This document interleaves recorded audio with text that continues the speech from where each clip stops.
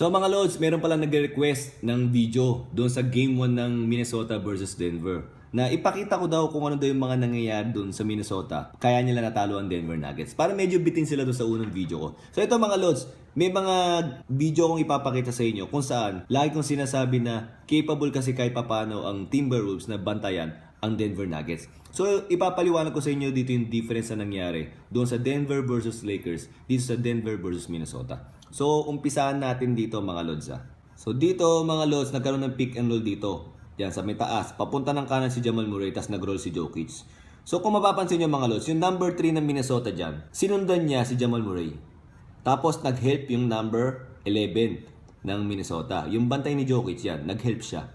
Sa Lakers mga Lods, tapos na ang laban dyan. Ang gagawin lang dyan, ipapasa kay Jokic. At dito malamang sa 2-on-1 situation, doon kay Aaron Gordon, Jokic, tapos doon sa may defender, malamang si Hachimura yan or si Anthony Davis or kung sino man sa Lakers, malamang dito easy 2 points. So it's either alley-oop kay Aaron Gordon or pwedeng i-floater yan ni Jokic, di ba?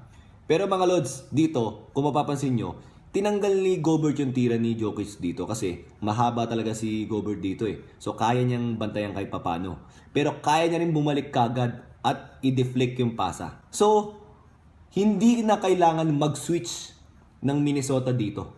Kasi kaya nilang ibigay yung role ni Jokic dahil doon kay Gobert, di ba? Sa Lakers hindi pwede yan. So ang ginagawa ng Lakers dito is, etong number 3, yan. Kung si ano man yan, kung si LeBron James man yan, hindi na niya sinusundan si Jamal Murray. Nagsiswitch na sila kay Jokic. Pagkatapos, itong number 11, si Anthony Davis yan sa Lakers. Ang gagawin nila, magsiswitch na sila. So alam niyo naman ang nangyari ilang beses na hanggang sa crucial. Pag nag-switch si Anthony Davis papunta kay Jamal Murray, malamang sa malamang yari na, di ba? Easy 2 points kay Jamal Murray. Kahit nga winning shot, 2 beses niya ginawa yan.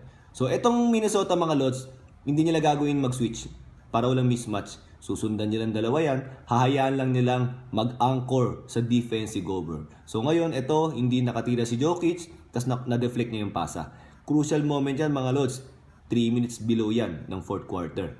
So another pick and roll na naman mga Lods, ito sige, pag pick, si Karl Anthony Towns mga Lods, hindi siya natakot iwanan si Jokic. Bakit? Tingnan niyo sa other side si Conley yata yan diba? Tapos si Gobert nakita nyo, kaya niyang iwanan si Aaron Gordon kasi alam niyang kaya niya rin i-deflect yung pasa kung sakali papasa kanya. Or kung makatanggap man si Aaron Gordon, kaya niyang makabalik kagad. So nakita ni Jamal Murray, ay hindi pwede.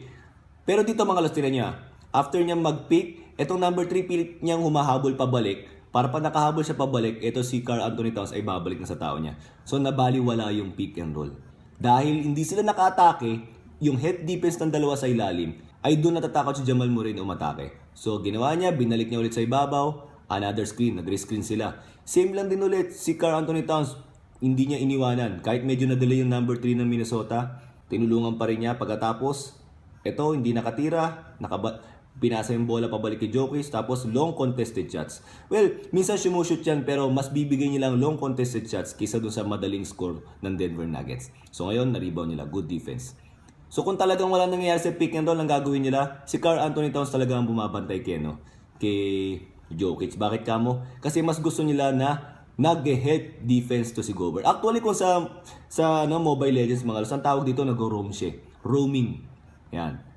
Roaming defense yan actually. So ngayon, nag-help siya kay Jokic. Tapos pagpasa, nakabalik agad siya kay Aaron Gordon. Hindi na nag-attempt si Aaron Gordon tumira dahil alam niya mahaba yan. At wala siyang ganong buwelo. So ginawa niya, pinasa na lang niya yata to. Nung pinasa niya, may first recover nung na-fake. Yung first available man, ulit nag-recover si Mike Conley. Na offensive foul sila dito dahil nilabas yung pa. Nilabas yung pa. So good defense na naman. So mga Lods, siguro ang isa sa mga adjustment na gagawin nila ay ifo-force switch nila to. Si Jokic papunta kay Gobert. Nakita niyo, ifo-force switch nila. Kasi kung si Gobert ang babantay kay Jokic, yung galing ng help defense ni Gobert, hindi siguro magagawa ng ibang ka-teammate niya. Kasi ibang teammate niya, magaling din naman mag-help defense, pero iba pa rin yung Gobert kasi mahaba siya. Kaya niyang i-defend yung malalim at kaya niya rin i-defend yung perimeter. So ngayon, dumarive dito, teka lang. Tingnan nyo, pag force switch nila rito, good hand, diba? Natapik ni Gobert yung bola, good hand. Tapos, another drive, another tapik, okay. Na-recover ulit, tsaka na naitira. Isipin niyo yung hirap ng dinaanan ni Jokic para maka-score siya, di ba? Pero yan siguro yung pwedeng adjustment. Si Gobert na kagad yung kunin nila sa force switch para magawa na naman sila ni Jokic. Yung nga lang mga lods, hindi talaga ako naniniwala na sustainable ang ganung klaseng play na lagi mong iwa one-on-one kung ganyan kahirap mo siya ma-scorean. Unlike yung Jokic sa Anthony Davis, madaling na-scorean ni Jokic si Anthony Davis eh. Kayang-kaya talaga niya. Ito, nahihirapan siya. So tingnan natin mga lods. So pinakita ko sa inyo yung capability ng Timberwolves na bantayan yung pick and roll ng Denver Nuggets. Kaya nahihirapan din umiscore si Jokic si Jamal Murray mga lods. So may nagsasabi sa akin hindi naman daw napigilan si Jokic. Kasi mga lods hindi naman ibig sabihin nakuha ng player yung stats eh, hindi mo siya napigilan. Minsan ginagawa mo yung ganun na sige ikaw na kumuha ng stats pero mako-compensate yung buong team. So ganun yung nangyari sa Denver Nuggets. Nakita niyo yung mga ibang mga players ng Denver Nuggets hindi ganun gumawa. Talaga magko-compensate yung team. Nangyari na naman kay LeBron James yan. Hinayaan siyang gumawa ng marami ng kalaban ng GSW. Pero yung mga teammates niya, hindi ganun gagawa. So iniisip natin walang tulong, pero actually yun talaga yung game plan ng kalaban. Ganon din yung ginagawa ng Minnesota mga lods. So sana naintindihan niyo yung mga lods at manood pa tayo para marami pa tayong matutunan. Yun lang mga lods. Thank you!